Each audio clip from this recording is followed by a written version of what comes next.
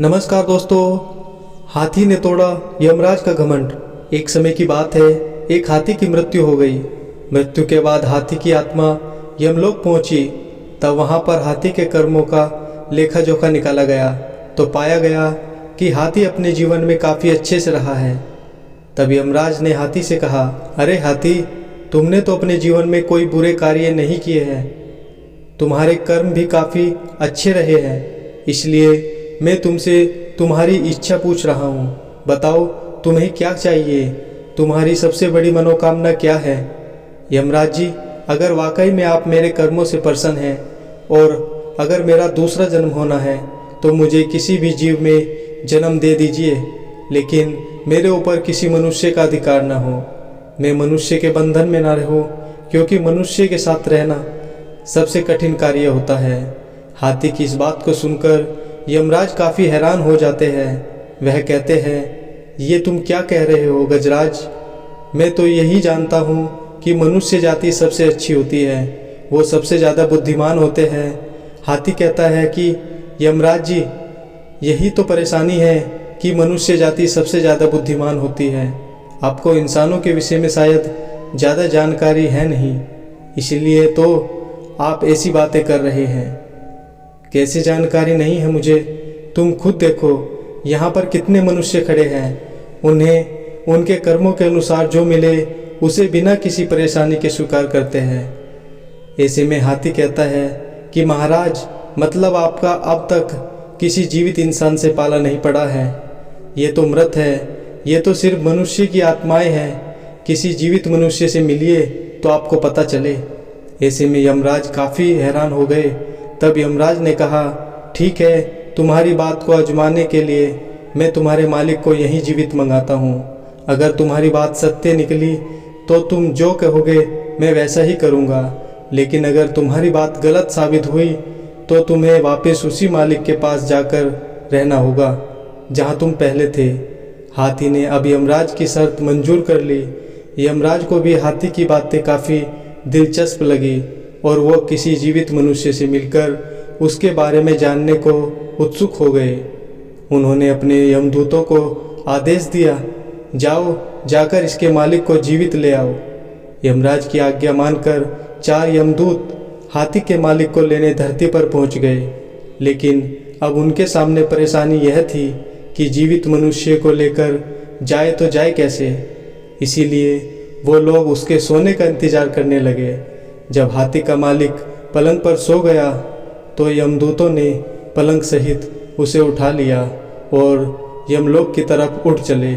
थोड़ी देर बाद जब हीरालाल की नींद खुली तो उसने खुद को आसमान में उड़ते हुए पाया। नीचे देखा तो धरती नज़र भी नहीं आ रही थी। तब उसने उन 4 यमदूतों से पूछा, आप कौन हैं और मुझे कहाँ लेकर जा रहे हो? हम यमदूत हैं और तुम्हें यमलोक लेकर जा रहे हैं।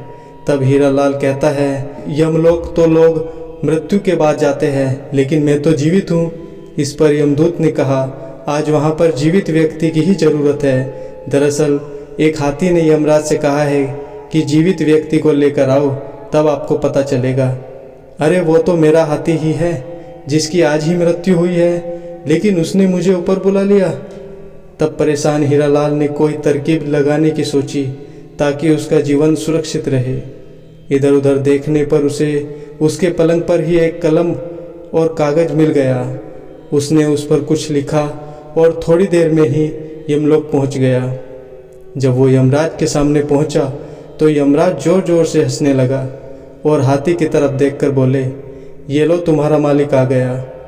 और कहा, ये अदना सा इंसान ये भला क्या कर लेगा? थोड़ा सब्र कीजिए महाराज, आपको सब पता चल जाएगा, इधर आओ। लेकिन बीच में ही रुककर हीरालाल कहता है, यमराज, क्या आपको पता है कि मैं कौन हूँ? तभी यमराज कहते हैं, मैं तो सिर्फ इतना जानता हूँ कि तुम हाथी के मालिक हो, इसके अलावा मैं तुम्हारे बारे में कुछ नहीं जानता। अब तुम ही बता दो कि तुम कौन हो।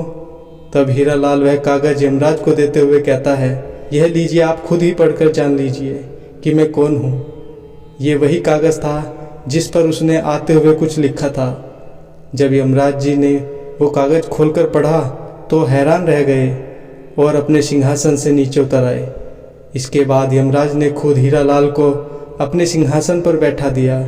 जैसे ही वो सिंहासन पर बैठा, उसने सबसे पहले यमराज से कहा, यमराज जी, आज से यमलोक पर आपका शासन खत्म हुआ। आज से मैं यहाँ का राजा हूँ। जैसा कहूँगा हर किसी को वैसा ही करना होगा। तब हाथी कहता है कि अब देखिए यमराज जी, आगे आगे होता क्या है। तभी हीरालाल कहता है कि अब से स्वर्ग और नरक का झंझट खत्म। सभी के सभी स्वर्ग जाएंगे। अब देखते ही देखते नरक में रहने वाले सारे लोग स्वर्ग में आ गए। अब नरक का द्वार बंद कर दिया गया। जिस किसी की भी मृत्यु होती तो सीधा स्वर्ग जाता। इधर हीरालाल मन ही मन में यह भी सोच रहा था कि जिस दिन मेरी सच्चाई यमराज के सामने आएगी, मुझे मार दिया जाएगा। ऐसा सोचकर उसने दान पुण्य करने शुरू कर दिए। चित्रगुप्त से कहा, जितने भी प्राणी हैं उनका हिसाब किताब करके मुझे बताओ, किसने कितने सुकर्म और किसने कितने कुकर्म किए हैं। तब चित्रगुप्त ने सबके बारे में बता दिया कि किसे कौन सी सज़ा मिलनी है। तब हीरालाल ने चित्रगुप्त से कहा, इन सब की सज़ा माफ़ कर दो, किसी को कोई सज़ा नहीं होनी चाहिए। तब हीरालाल हाथी की ओर देखकर बोला, क्यों गजराज, कैसे हो? तुम्हारी मृत्यु हुई तो मुझे भी अपने पीछे बुला लिया। हाथी हीरालाल के नज़दीक जाकर बोला, मालिक, नीचे तो आप मेरे मालिक थे, लेकिन एक बात बताइए कि आप यमलोक के मालिक कैसे बन गए? हीरालाल ने कहा, ये राज की बात है, तुम्हें कैसे बता दूं? मालिक, मुझे भी इंसान बना देना, नीचे जाकर आपका नौकर बनकर रहूँगा, लेकिन यह राज मुझे बता दो। तब हीरालाल ने उसे बताया कि जब यमदूत मुझे लेकर आ रहे थे तो मैं काफ़ी डर गया था। संयोग से मेरे पास एक कागज़ था, मैंने उस पर लिख दिया कि यमराज धरती से जो मनुष्य आपके पास आ रहा है उसे अपना सिंहासन दे देना, और उसके नीचे मैंने भगवान विष्णु के हस्ताक्षर कर दिए। अब तो हाथी इंसानों की बुद्धिमानी से और भी ज़्यादा हैरान हो गया। फिर उसने हीरालाल से कहा कि मालिक, कृपा करके मुझे इंसान ही बनाना, मैं आपका नौकर बनकर रहूँगा। ठीक है, लेकिन यह बात किसी को मत बताना। हाथी ने भी हाँ में सर हिला दिया। धीरे धीरे करके 7-8 दिन बीत गए। स्वर्ग में लोग बढ़ते जा रहे थे, नरक बंद था। कुछ ही दिनों में पूरे देवलोक में यह बात फैल गई कि अब नरक का अस्तित्व खत्म हो चुका है। उधर भगवान सोच में पड़ गए कि यमलोक में ऐसा कौन आ गया है जिसने मेरे सारे नियमों को तोड़ने का काम किया है। आखिर कौन है वो जिसने सारी व्यवस्था को तहस नहस कर दिया है। यह सोचकर भगवान विष्णु स्वयं यमलोक में आए और उन्होंने देखा कि यमराज यमलोक के द्वार के बाहर बैठे हैं। तब विष्णु भगवान ने उनसे पूछा, यमराज, तुम बाहर बैठे हो तो यमलोक को कौन चला रहा है? भगवान, ये आप क्या कह रहे हैं? आपने ही तो इंसान को मेरे स्थान पर नियुक्त किया था और आप भी इस तरह से अनजान बन रहे हैं। उसने मुझे कागज़ दिया था, उसमें साफ साफ लिखा था कि मैं उसे यमलोक का सिंहासन दे दूं और उस पर आपके हस्ताक्षर भी थे। आपको यकीन नहीं होता तो ये देखिए। भगवान विष्णु ने कहा, मैंने इंसान को यमलोक में नियुक्त किया है? मैंने तो ऐसा कभी नहीं किया। कौन है वो? फिर भगवान विष्णु थोड़ा सोचकर कहते हैं, यमराज, कहीं तुमने किसी जीवित मनुष्य को तो यमलोक में नहीं मंगा लिया? आप बिल्कुल सही कह रहे हैं प्रभु, मैंने जीवित इंसान को ही यमलोक में मंगाया है। तभी यमराज ने शुरू से लेकर अब तक की सारी बातें बताई। ऐसे में भगवान विष्णु को हंसी आ गई और वो मुस्कुराते हुए बोले, यमराज, तुम अब भी नहीं समझ पाए कि उस मनुष्य ने तुम्हें झूठा पत्र दिया था। उस पर मेरे नहीं बल्कि उसके खुद के हस्ताक्षर थे जो उसने मेरे नाम से किए हैं। अगर वो तुम्हें पत्र नहीं देता तो तुम उसे विद्वान नहीं समझते। तुम्हें उसकी होशियारी का अंदाज़ा कैसा लगता? भगवान विष्णु की यह बात सुनकर यमराज ने अपने सर पर दोनों हाथ रख लिए।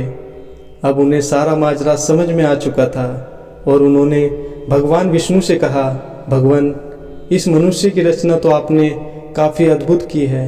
जैसे ही भगवान विष्णु यमराज के साथ यमलोक आए, हीरालाल अपने सिंहासन से उठकर नीचे खड़ा हो गया और भगवान विष्णु से बोला, प्रभु, मुझे तो आपका ही इंतज़ार था।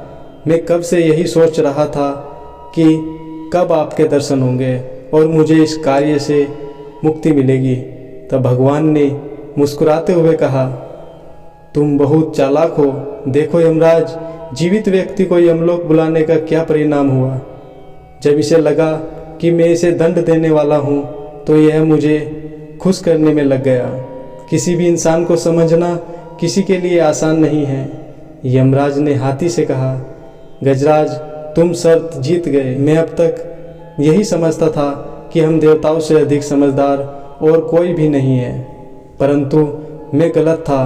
पर आज तुम्हारी वजह से मेरे सारे भ्रम दूर हो गए हैं। अब चूंकि हाथी यमराज से शर्त जीत चुका था, ऐसे में उसने यमराज से कहा कि यमराज जी, आप मुझे भी मनुष्य बना दे। यमराज ने उसकी शर्त मान ली और हीरालाल को वापस धरती पर भेज दिया। लेकिन यमलोक की सारी बातें उसके दिमाग से निकाल दी, यानी कि हीरालाल को यमलोक की कोई भी बात याद नहीं थी। वो फिर से आम जिंदगी जीने लगा। दोस्तों, इस कहानी से हमें यही सीख मिलती है कि इंसान को हर हाल में अपनी बुद्धि का इस्तेमाल करना चाहिए। अगर वह चाहे तो वो किसी भी मुसीबत का सामना आसानी से कर सकता है, जिस तरह हीरालाल ने किया। दोस्तों, वीडियो अगर पसंद आई हो तो वीडियो को लाइक और हमारे चैनल को सब्सक्राइब करें और अपने दोस्तों के साथ शेयर करें। धन्यवाद। जय श्री राम, जय हिंद।